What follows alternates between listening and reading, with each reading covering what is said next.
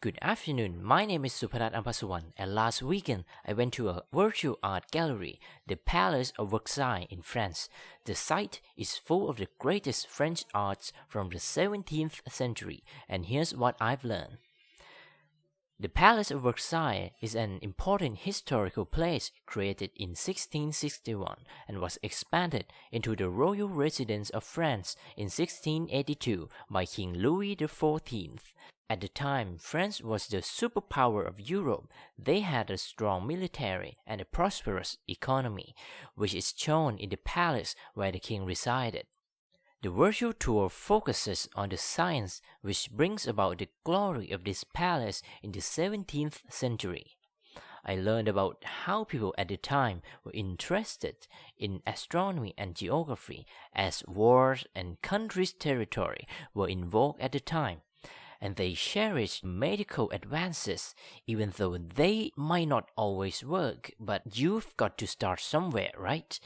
The king wholeheartedly supported this by allowing a surgeon to operate on his anal fistula, which is a hole around an anal cavity created by an infection, using this tool without any anesthetic.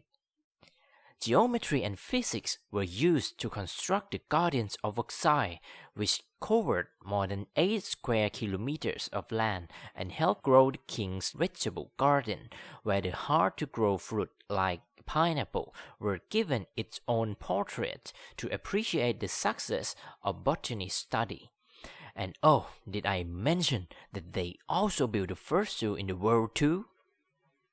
There are many more epic stories, which bring us to the question, what did I gain from this that will give me an advantage over someone who hasn't experienced the Palace of Versailles?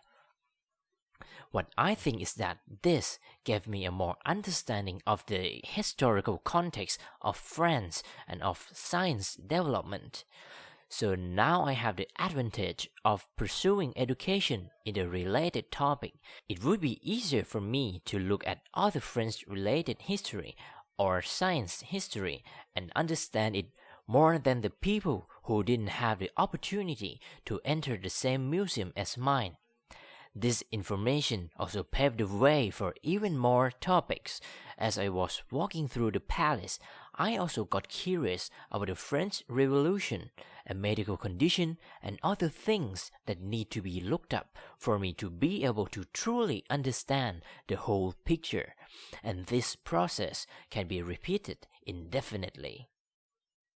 Because when we learn new things, there will be more things for you to get curious about, or as Aristotle once famously stated it, the more you know, the more you realize you don't know. As for the second question, a museum gives you that enjoyment and excitement in learning. All information is deliberately arranged so that people from all ages and places can easily understand. So a field trip to a museum is one way for us to really get into what you are learning about. You can read hundreds of books about something, but you might still have no idea how the real thing looks. For the last question, I would say that we can acquire embodied cultural capital from a museum, as embodied cultural capital means knowledge that is consciously acquired and passively inherited by socialization to culture and tradition. Because going to a museum is a way of interacting and socializing with culture and tradition, which will lead us to a habitus of understanding and appreciating arts. Or you could say that enjoying arts and going to museums is now a lifestyle that you inherited. Therefore, you gain cultural capital every time you visit a museum.